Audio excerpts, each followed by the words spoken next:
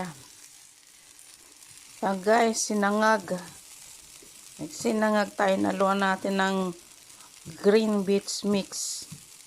Halong, tawag nito, may halong mais at saka bell pepper.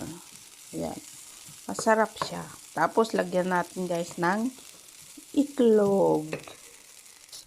Yan guys. Lagyan na natin guys ng itlog. Yan. Sarap yan guys. Sarap. Yan. Haluin natin. O, ayan guys. Naging dilaw na siya dahil sa itlog. Ayan. Ayan. Dilaw na siya. Okay guys. Hanggang dito na lang. Okay guys, hanggang dito na lang. Ayan na ang ating niluluto. Ayan. Nasaan na? Hanggang dito na lang. Bye-bye.